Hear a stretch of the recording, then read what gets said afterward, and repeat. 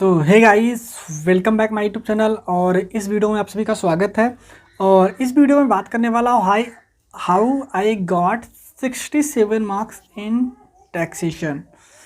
तो इसके बारे में, साथ में आपको कौन सी स्ट्रेटजी अपनानी चाहिए और मैंने कौन सी स्ट्रेटजी अपनाई, एकदम फुल टू वीडियो होने वाला है। इसमें मैं काफ़ी टॉपिक कवर करने वाला हूँ, जिसमें मोरलेस आप 9 पॉइंट मैं आपको बताने वाला हूँ।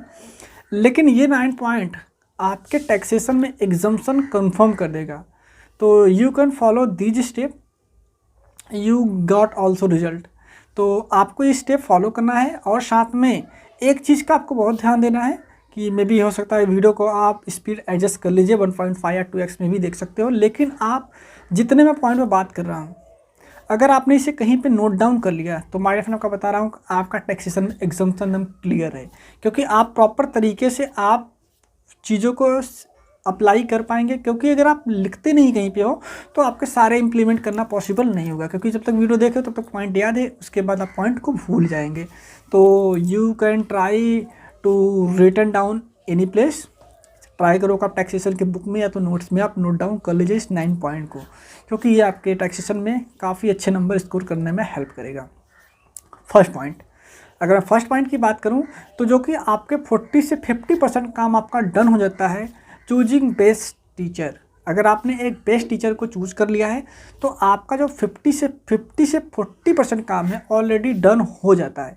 तो अगर मेरी खुद की बात करें तो मैंने जो टीचर को चूज़ किया था for CA inter taxation and GST, means income tax and GST, CA Gurpreet sir, जो कि PW में पढ़ाते हैं। तो वहीं से मैंने क्लासेस बाय किया था और वो काफ़ी बेहतरीन पढ़ाते हैं।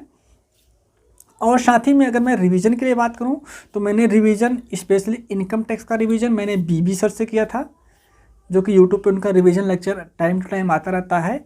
और साथ में अगर बात करूं, अगर आप एक टीचर को और फॉलोअप कर सकते हो, जो कि विजय शारदा सर फॉर GST, जो उनका टॉप 40 टॉप 50 आता है, वो बहुत ही अच्छा होता है दोनों सर का। तो आप इनको फॉलोअप कर सकते हो।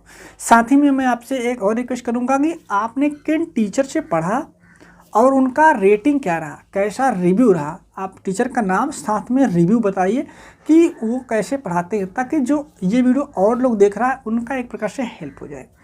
तो आई थिंक आप ज़रूर इस बात का सपोर्ट करेंगे ताकि और सी स्टूडेंट का हेल्प हो सके। ये तो था फर्स्ट पॉइंट। बात करते हैं सेकेंड पॉइंट, जो होता है MCQ। तो मतलब MCQ को सबसे पहले कैसे डील करना है, आपको ये पता होना चाहिए कि MCQ कैसे डील करना है। अगर बात करता हूँ मैं MCQ, तो MCQ भी दो प्रकार से आते हैं। फर्स्ट इज डायरेक्ट और सेकेंड वाज केस स्टडी। अगर मैं डायरेक्ट की बात करूँ, जो डायरेक्ट केस स्टडी आते हैं वो जनरली आपके जो इस ICI का मटेरियल है, हमारे फ्रेंड ICI के जो मटेरियल है वहीं से वो डायरेक्टली क्वेश्चन ड्राफ्ट हो जाते हैं। सपोज अगर क्वेश्चन की बात करूं तो छोटे चैप्टर से जो छोटे टॉपिक होते हैं, लाइक मार्जिनल रिलीफ हो गया, उसके बाद गिफ्ट का प्रोविज़न हो गया, कैपिटल गेन का हो गया, जो इनकम टैक्स में है, ऐसे पूछ लिए जाते हैं। नहीं, सप्लाई से, रिवर्स चार्ज से, time of supply, place of supply, ऐसे छोटे छोटे पॉइंट पे आपको डायरेक्टली MCQ पूछ लिया जाता है। लेकिन अगर बात करें केस बेस की, तो केस बेस में आपको चीज़ों को ध्यान देना पड़ेगा। आपको एक चीज़ का क्लियर होना चाहिए, फर्स्ट टॉपिक आपको क्लियर होना चाहिए कि किस टॉपिक से आया है। और आप क्वेश्चन अगर ज़्यादा से ज़्यादा किए हुए हैं पहले से, मान लो लॉन्ग क्वेश्चन आपने पहले से किया हुआ है, तो आपको जो केस बेस MCQ है उसके लिए अलग से कोई मेहनत करने की ज़रूरत नहीं पड़ेगी। तो आपको इस चीज़ का ध्यान देना है बखूबी, otherwise you can not attempt properly your MCQ case study based provided by ICI in the question bank। और केस बेस MCQ की एक बहुत बड़ी खासियत ये है कि आपको सबसे पहले ट्राई करना है कि जो ICAI बुकलेट प्रोवाइड करता है, आप उसमें ट्राई करो मैक्सिमम टू मैक्सिमम क्वेश्चन को खुद से सॉल्व करने का, क्योंकि कई बार ऐसा देखा गया है कि वहाँ से क्वेश्चन डायरेक्टली फ्रेम होके आ जाते हैं, हाँ पर डायरेक्टली आ जाते हैं। तो आपको ये भी ट्राई करना चाहिए। इसके साथ साथ अगर आप एग्ज़ाम में बैठे हो और आपका जो क्वेश्चन पेपर मिलता है वहाँ पे कई बार एकदम न्यू क्वेश्चन आ जाता है। न्यू क्वेश्चन मतलब ऐसा क्वेश्चन आपने कभी देखा नहीं है, तो माइंड में आपको ट्राई करना है कि जितना क्वेश्चन आपको आ रहा है आप उतना सॉल्व करो। और अगर चाहते हो इस टाइप के क्वेश्चन को डील करना, तो माय डियर फ्रेंड को बताना चाहेंगे आपको एक चीज़ का बखूबी ध्यान देना चाहिए कि आप जब भी क्वेश्चन करते हैं आप बिल्कुल टॉपिक और क्वेश्चन बिल्कुल क्लियर क्रिस्टल करना चाहिए, अदरवाइज आप नहीं कर पाएंगे सारी चीज़ों को डील। और माय डियर फ्रेंड आपको एक चीज़ और बताना चाहेंगे, अगर आप ये जानना चाहते हो कि आप जो ICAI कैसे क्वेश्चन को ड्राफ्ट करता है, तो you can also watch this video जो कि अकाउंट्स का है, अकाउंट वाली स्ट्रेटजी की वीडियो। आप इसे देखेंगे तो आपको ये मालूम चलेगा कि ICAI कैसे क्वेश्चन ड्राफ्ट करता है एक्चुअली, तो आप इस वीडियो को भी रेफर कर सकते हैं। ये था पॉइंट नंबर 2। पॉइंट नंबर 3 की बात करें तो पॉइंट नंबर 3 बहुत ही मोस्ट इंपॉर्टेंट है कि जो टैक्सेशन का सब्जेक्ट है, this is a very vast subject, बहुत ज़्यादा है टैक्स और GST को मिला के, तो इसे हम रिकॉल कैसे करें। तो रिकॉल करने का सबसे बेस्ट वे है, और बात करें रिकॉल करने का सबसे बेस्ट वे क्या है, तो बेस्ट वे ये है कि आप ये कर सकते हो कि आप जब भी आप प्रोविज़न को रिकॉल कर रहे हो तो आप प्रोविज़न को फर्स्ट एक चैप्टर का प्रोविज़न रिकॉल करो, then after you can solve question practice. आप क्वेश्चन प्रैक्टिस करेंगे, क्वेश्चन में जब आपका क्वेश्चन फंसेगा तो वहाँ से आपका प्रोविज़न अच्छे से रिकॉल हो जाता है। तो आपको जब भी आप प्रोविज़न रिकॉल करते हैं तो आप ये स्ट्रेटजी अपना सकते हैं। आप ट्राई करो हमेशा कि प्रोविज़न रिकॉल करते टाइम आप प्रोविज़न को पढ़ो, साथ में क्वेश्चन आंसर जरूर करें ताकि आपको एक अच्छे से ग्रिप बन सके। और जब भी हम देखते हैं क्वेश्चन को सॉल्व करते हैं, चाहे ICAI के मटेरियल से या तो हमने प्रीवियस क्वेश्चन को प्रिंट आउट करके रखा है, तो आप एक चीज़ का बखूबी ध्यान रखो कि जब आप क्वेश्चन कर रहे हो और आपको कोई एक पॉइंट उसमें से हार्ड लग गया तो उसे आप मार्क डाउन करके रखो उस क्वेश्चन में ये वाला पार्ट बहुत ही हार्ड है, इसको मुझे बार बार रिकॉल करते रहना है। साथ में अगर आपने खुद का नोट क्रिएट किया हुआ है तो ये बेस्ट बहुत ही अच्छा तरीका है कि जहाँ पे आपने नोट बनाया हुआ है वहाँ के लास्ट पेज पे आप एक दो पेज स्पेस छोड़ के रखो, वहाँ से ये पॉइंट को वहाँ पे अलग से नोट डाउन करके लिखो, और साथ में जब क्वेश्चन जो आप सॉल्व कर रहे हो उस क्वेश्चन में जो पॉइंट हार्ड है उस पॉइंट को मार्क डाउन के साथ साथ उसका आंसर भी वहाँ पे लिखो कि कैसे how to solve this point, तो ताकि जब उससे दोबारा से क्वेश्चन को करने आएंगे तो आपको बिल्कुल डिफ़िकल्टीज नहीं होगा और आप फटाफट उस क्वेश्चन को सॉल्व कर सकते हैं। अगर थर्ड पॉइंट की बात करें, मीन्स 4 पॉइंट की बात करें, तो रिवीजन का फ्लो कैसा होना चाहिए, हाउ टू रिवाइज एंड मतलब प्रोसेस क्या होना चाहिए। अगर मैं खुद की बात करूँ तो मैं कैसे रिवाइज करता था, तो मैं पहले याद करते मतलब रिवीजन करता था। फर्स्ट मतलब मेरा ये रहता था छोटे छोटे चैप्टर को रिवाइज करो। जैसे बात करो इनकम टैक्स में, तो मेरी फर्स्ट प्रायोरिटी ये रहता था रेसिडेंशियल याद करो, रेसिडेंशियल स्टेटस, हाउस प्रॉपर्टी, और उसके बाद other income from other sources, TDS, TCS, advance tax, deduction, setup, clubbing, बस ये फर्स्ट प्रायोरिटी होता था, जो कि सबसे छोटे छोटे चैप्टर हैं। और इनके अगर मार्क्स की बात की जाए एग्जाम में जो वेटेज है इनका टोटल मिला के टोटल लेकर 25 से 30 मार्क का वेटेज सिर्फ इतने ही चैप्टर्स है। और इन चैप्टर को रिवाइज करने के लिए विदिन 2 आवर या 3 आवर में रिवाइज हो जाएगा सारा का सारा। Then after salary, capital gain, और जस्ट 1 मिनट, या 2 चैप्टर कैपिटल गेन और सैलरी, और लास्ट प्रायोरिटी मतलब आपका PGBP, क्योंकि बहुत ही हार्ड पड़ता है और बहुत सारे पॉइंट आते हैं। तो आप ऐसे में इस फ्लो में याद कर रहा था। बात करें इनकम टैक्स की, अगर मैं बात करूँ GST की, तो GST में जो छोटे चैप्टर हैं मैं सिंपली आपको बता देता हूँ एक बार। Supply, RCM, value of supply, time of supply, ITC, registration, TDS, TCS। मगर अगर एक GST के लिए ऐसा क्लियर कट बोलूँ तो GST में जिस फ्लो में ICAI ने चैप्टर दिया है उसी फ्लो में मैं पढ़ता था, लेकिन जो एग्जम्पशन का चैप्टर था और प्लेस ऑफ सप्लाई का चैप्टर था बस उसको मैं लास्ट में पढ़ता था। तो ये मेरा फ्लो होता था रिकॉल करने का। रिकॉल करने के बाद जस्ट पॉइंट नंबर में 3 में बताया क्वेश्चन प्रैक्टिस। और आपने अगर लॉ की स्ट्रेटजी नहीं देखी तो लॉ की स्ट्रेटजी के लिए मैंने ऑलरेडी वीडियो बनाया है कि मैंने कैसे 67 मार्क्स इन लॉ में पाया। तो आप अब ये वाली वीडियो देख सकते हो, चैनल पे आपको देखने को मिल जाएगा, या उसका लिंक आपको डिस्क्रिप्शन बॉक्स में ऑलवेज मिलेगा, आप वहाँ से भी जाके देख सकते हो, या तो मैं लास्ट में इधर लगा दूंगा आई बटन में या नीचे, आपको वहाँ पर भी देखने को मिल जाएगा। तो आप इस वीडियो को स्ट्रेटजी को देख के आप सीख सकते हो कि मतलब कहाँ से आपको कैसे आपको रिकॉल करना चाहिए, कैसे आपको करना है सारी चीज़ों को। How to solve ICAI question, आपको कैसे जो क्वेश्चन आते हैं केस स्टडी उसको कैसे सॉल्व करना है टैक्सेशन में। तो आपको एक चीज़ का ध्यान देना है कि सबसे पहले आपको ये पता होना चाहिए एक प्रॉपर फॉर्मेटिंग। फॉर एग्जांपल के लिए हम समझते हैं, हम सैलरी का चैप्टर पढ़ रहे हैं, सैलरी में आपको एक फॉर्मेट, पर्टिकुलर और अमाउंट, साथ में बेसिक, डीए, परफॉर्मेंस बोनस, ऐसे आपको जितने भी आते हैं, जितना भी इनकम है आप सारा लिखो, लास्ट में वहाँ पे 16 का डिडक्शन लो, 50,000 या 75,000, उसके बाद आपका ग्रॉस टोटल इनकम आ जाएगा, टोटल इनकम, वहाँ से टैक्सेशन ऐसे निकालते हो। तो आपको एक फॉर्मेट प्रॉपर होना चाहिए और आपको वो क्वेश्चन कहाँ से शुरू करना है और कहाँ तक ले जाना है, तो सबसे पहले क्या निकालना आपको ये पता होना चाहिए। ये आप जब भी क्वेश्चन को प्रैक्टिस करें, आप ऑलवेज ट्राई करें कि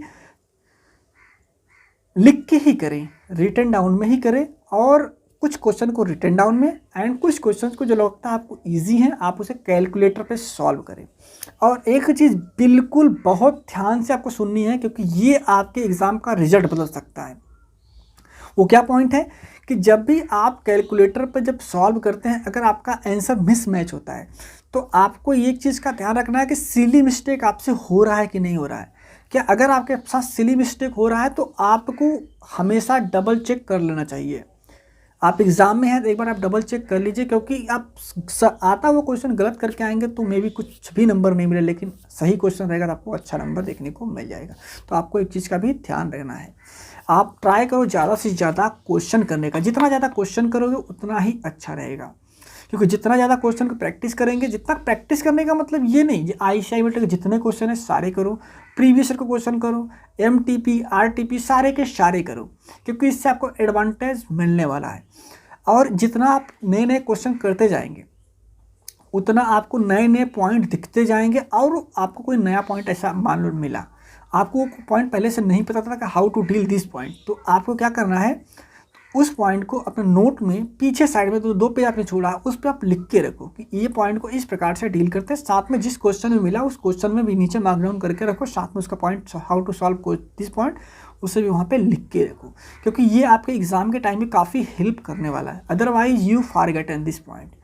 और साथ में जब टोटल इनकम का क्वेश्चन करते हैं, जो केस स्टडी बड़ी वाली आती है, तो उसमें आप टोटल इनकम क्वेश्चन आता है 15 मार्क्स का, तो उसमें आपको एक चीज़ का बहुत ही बखूबी ध्यान देना है कि उसमें TDS का पॉइंट तो नहीं है। TDS का पॉइंट जैसे कि मान लो आपको इंटरेस्ट मिला 90,000 फ्रॉम बैंक, आपने मतलब इंटरेस्ट रिसीव किया 90,000 फ्रॉम बैंक, तो इसमें ऑलरेडी TDS डिडक्ट हुआ है, क्योंकि आपने ये रिसीव किया, आपने अर्न नहीं किया। रिसीव मतलब आपको हाथ में मिला, अर्न का मतलब हमने कमाया लेकिन हमको मिला क्या हमको पता नहीं।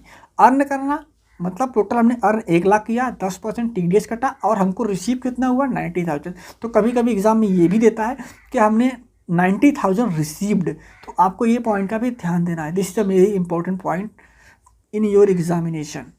और साथ में जैसा अभी आपको लॉटरी हो गया, लॉटरी का 30% TDS कटता है, तो हमने लॉटरी से विनिंग किया 70,000, विनिंग करना 1 लाख, रिसीव हुआ 70,000, तो एग्ज़ाम में क्या आ जाता है कि एग्ज़ाम में आ जाएगा कि हमने रिसीव किया 70,000, मतलब हमको विनिंग हुआ था 1 लाख, और ये 1 लाख इनकम जो होगा आपके इनकम फ्रॉम अदर सोर्स में जाके 1 लाख वहाँ जुड़ेगा, ना कि 70,000। तो आपको इस पॉइंट का भी ध्यान देना चाहिए, क्योंकि एग्ज़ाम में कई बार काफ़ी पॉइंट को गलत करवा देता है, तो आपको इस चीज़ का भी बहुत बखूबी ध्यान देना चाहिए। TDS TCS का पॉइंट बात करता हूँ पॉइंट नंबर 6 की, जो कि 2 रिवीजन टेक्निक है। रिवीजन टेक्निक मतलब कैसे करना है एक्चुअल टैक्सेशन का रिवीजन। अभी तो आप ये सोच रहे हो कि रिवीजन करना है, क्या क्या कैसे कैसे फ्लो करना है। रिवीजन कैसे करना है, रिवीजन मतलब आप एक चैप्टर का रिवीजन आज कर रहे हो, और आज मान लो आपने 3 चैप्टर का रिवीजन लगातार कंसिस्टेंसी कर लिया, और आप कल रिवीजन कर रहे हो, तो आपको आज क्या करना है, आज आपने रिवीजन कर लिया, जब कल आप रिवाइज करना स्टार्ट कर रहे हैं तो आपको पहले चैप्टर 1, 2, 3 जो कल रिवीजन किए थे उससे पहले रिवाइज करो, फिर उसके बाद आज का आगे का रिवाइज करो। मीन्स आपको कंपाउंडिंग रिवीजन करते जाना है। अगर आप कंपाउंडिंग रिवीजन करेंगे तो आपके लिए बहुत ही बेनिफिशियल होने वाला है, तो आपको हमेशा कंपाउंडिंग रिवीजन करते जाना है। और साथ में रिवीजन करते टाइम हो सकता है आपको कुछ पॉइंट ऐसे होंगे जो आपको फॉरगेटन, हमेशा आप भूल जाते होंगे, याद करते होंगे लेकिन भूल जाते होंगे, तो आप उसे मार्क डाउन करके रखो। मार्क डाउन करके रखेंगे तो आप उस पर आपका फोकस ज़्यादा जाएगा। हाईलाइटर लेके मार्क डाउन कर लीजिए कि ये पॉइंट मतलब मुझे बार बार पढ़ना है, क्योंकि मैं इस पॉइंट को बार बार फॉरगेट हो जाता हूँ, तो इसे पढ़ना ही है अच्छे से, बार बार इसको रिकॉल भी करना है। और साथ में मैं बात करूँ कि मैं कैसे रिवाइज करता था टैक्सेशन का अपना इनकम टैक्स, तो देखो मैं बीबी सर का सिंपल सी बात करूँ तो मैं बीबी सर का लेक्चर डाउनलोड करता था। लेक्चर डाउनलोड करने के बाद उसको मैं ऑफलाइन में सुनता था, मतलब ईयरफोन या तो मोबाइल में चालू कर लिया, कहीं पे कुछ काम कर रहा हूँ, मान लो कोई भी काम कर रहा हूँ, खाना खा रहा हूँ, सो रहा हूँ मतलब वैसे आराम कर रहा हूँ, आँख बंद है लेकिन दिमाग चल रहा है, चालू किया। उसके बाद वो सर बता रहे बीबी सर कैसे कैसे क्या क्या करना है, उसके बाद रिवाइज में भी करते, एक साथ में करते जाता था। मैं सोचता था कि हाँ इसके बाद ये पॉइंट, इसके बाद ये ऐसा ऐसा, तो सुनते रहता था। मतलब कुछ भी काम करता, अगर मान लो आप स्टडी कर रहे हो, आप कहीं बाहर से रह के स्टडी कर रहे हो, फैमिली सब साथ में नहीं है, खाना बना रहे हो, तो आप खाना बनाते टाइम भी आप ये कर सकते हो, क्योंकि आप खाना बना रहे हो साथ में आप रिवीजन लेक्चर चालू करो। ऐसा नहीं सिर्फ ये इसी के लिए, आप चाहे तो आप इसके लिए कॉस्टिंग के लिए, अपने पास जितने सब्जेक्ट है सभी सब्जेक्ट के लिए आप ये स्ट्रेटजी फॉलो कर सकते हो। स्पेशली मैं स्ट्रेटजी फॉलो किया हूँ इसके लिए, और लगभग मेरा 10 to 15 to 20 टाइम अपने मैंने टैक्सेशन को, इनकम टैक्स को रिवाइज किया है, और आज भी मुझे इनकम टैक्स काफ़ी ईजी लगता है। तो आप ये स्ट्रेटजी फॉलो अप कर सकते हो। तो ये स्ट्रेटजी थी, आप इसे, और जो इम्पोर्टेंट पॉइंट है उसे आप मार्क डाउन करो, नोट में अपने ज़रूर आप लिखो।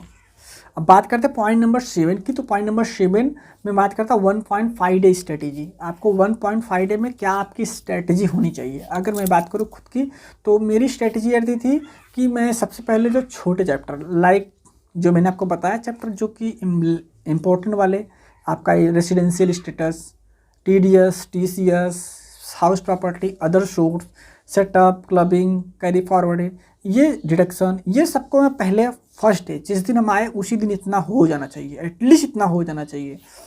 उसके बाद GST का, कैपिटल गेन, ऐसे करके मैं नेक्स्ट डे भी रिवाइज करता था। लेकिन आपको एक चीज़ का ध्यान रखना है कि आप किसी भी फ्लो में कर सकते हो, ऐसा नहीं कि आप ज़रूरी नहीं इनकम टैक्स का ही करो, आप GST का भी कर सकते हो। ट्राई करो सबसे पहले छोटे चैप्टर करने का फर्स्ट डे, क्योंकि उस दिन दिमाग पे प्रेशर वैसे भी रहता है एग्ज़ाम का, तो आप ट्राई करो पहले उसको करने का, और उसके बाद आप कर सकते हो नेक्स्ट वाला जो कि थोड़ा सा हार्ड पड़ता है। तो आपके हिसाब से इसे मॉडिफाई भी आप कर सकते हो, आपको जैसा उचित लगता है। और जो 1.5 डे में आपको साथ में आपको क्वेश्चन प्रैक्टिस भी करना है। जो क्वेश्चन आपने मार्क डाउन करके रखा है कि जो इम्पोर्टेंट है, और आपको नहीं पता है कैसे इंपॉर्टेंट क्वेश्चन को मार्क डाउन करते रखते हैं, तो ये आप ये वाला अकाउंट वाला वीडियो देख सकते हो। अकाउंट वाले वीडियो में मैंने बहुत ही अच्छे से बताया है कि आपको कैसे मार्किंग करनी चाहिए, ताकि आपके एग्जाम टाइम में काफ़ी हेल्प हो सके। मतलब इंपॉर्टेंट पॉइंट कैसे निकालते हैं, कौन से क्वेश्चन इंपॉर्टेंट है, कौन सा इंपॉर्टेंट नहीं, आप वो भी देख सकते हो। तो आप उसका अकाउंट वाला वीडियो आप देख सकते हो जो स्क्रीन पर आपको दिख रहा है, चैनल पर देखने को मिल जाएगा, लिंक डिस्क्रिप्शन बॉक्स में भी है। बात करते हैं कि आपको जो भी इंपॉर्टेंट पॉइंट है, आपको क्वेश्चन प्रैक्टिस भी करते रहना है, इंपॉर्टेंट क्वेश्चन। नेक्स्ट बात करता हूँ 3 आवर की जो स्ट्रेटजी, 3 आवर 15 मिनट। तो 3 आवर 15 मिनट में आपको क्या स्ट्रेटजी होनी चाहिए, जो मेरी स्ट्रेटजी मैं आपको बताता हूँ, अपने हिसाब से आप देख लो, ये आपके हिसाब से डिफर भी हो सकता है। 15 मिनट में आपको क्या मिलता है, आपको क्वेश्चन प्रैक्टिस क्वेश्चन मिल जाता है डिस्क्रिप्टिव वाला। उसमें आपको ये डिसाइड करना पड़ता है आपको कौन सा क्वेश्चन छोड़ना है। मतलब एक एक क्वेश्चन एक्स्ट्रा होता है, तो GST में और इनकम टैक्स में, तो आपको कौन सा क्वेश्चन छोड़ना है आप ये डिसाइड कर लो। साथ ही साथ में आपको एक चीज़ का और ध्यान रखना है कि आपको जब राइट 2 o'clock को आपको MCQ बुकलेट भी मिलता है, तो आपको MCQ बुकलेट आपको एक चीज़ का आपको ये देखना पड़ेगा कि चाहे आप स्टार्टिंग में डिस्क्रिप्टिव करो, चाहे आप MCQ करो, आपके ऊपर है टोटली। लेकिन आप जब भी, मैं जो करता था, तो मैं तो पहले स्टार्टिंग के 40 to 50 मिनट लगा के मैं MCQ करता था, क्योंकि MCQ में नंबर नहीं कटते हैं, इसलिए मैं MCQ करता था। तो बाकी अगर ये इस डिटेल में जाना चाहते हैं मैं MCQ ही क्यों करता था, तो आप लॉ वाली वीडियो देख सकते हो जो कि मैंने बनाई हुई है, तो इसमें आपको सारी चीज़ देखने को मिल जाएंगे। और आप इसे मॉडिफाई कर सकते हैं, आप डिस्क्रिप्टिव भी पहले कर सकते हैं। तो ये रहा 9वां पॉइंट। और last but not least, this is a very important point for you. तो लास्ट स्ट्रेटजी मेरी ये रहती थी जो कि रिकॉल, सबसे बड़ी, मैं कैसे रिकॉल करता था, जैसे कि मैंने ऑलरेडी इस पॉइंट पे डिस्कस किया, लेकिन मैं एकदम शॉर्ट में बता देता हूँ मैं इसे कैसे रिकॉल करता था। रिकॉल करने का मतलब सिंपल सा, सब्जेक्ट बहुत बड़ा है, सब कुछ करना पॉसिबल नहीं होता है, और सारा पॉइंट आपको याद भी रहे ये भी पॉसिबल नहीं है। तो मोर लेस 80-90 प्लस आपको परसेंटेज याद है, प्रोविजन ओके है, कोई प्रॉब्लम नहीं है।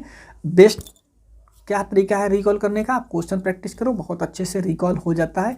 ICI मटेरियल के जो टोटल इनकम के क्वेश्चन, उसे सारे के सारे क्वेश्चन सॉल्व करो, ट्राई करो, पहले सॉल्व करो, और रिवीजन भी करते रहो। और रिवीजन करने का मेरा जो बेस्ट वे था कि मैं BB सर का रिवीजन लेक्चर चालू करता था, ऑफलाइन मोड पे मैं देखता था, कान में ईयरफोन, या तो वैसे ही डायरेक्टली शुरू हो जाता था। कहीं भी चल रहा हूँ, घूम रहा हूँ, कुछ नहीं कर रहा हूँ, बस चल रहा हूँ, इधर उधर कर रहा हूँ, तो मैं सुनते रहता था। सुबह के टाइम, शाम के टाइम, जब मुझे टाइम मिलता तब सुनना शुरू करता। Same for law, advance account, मतलब सभी सब्जेक्ट के लिए मैं ऐसा ही करता था। You can also follow this step, you can definitely succeed in your exam. तो बाकी इस वीडियो का मेन मोटो था कि टैक्सेशन में आपको कैसे एग्जाम्शन लाना है। मुझे लगता है आपको सारे पॉइंट समझ आए होंगे। अगर आपने इस पॉइंट को लिखा होगा तो डेफिनेटली आपको बहुत बेनिफिट होगा।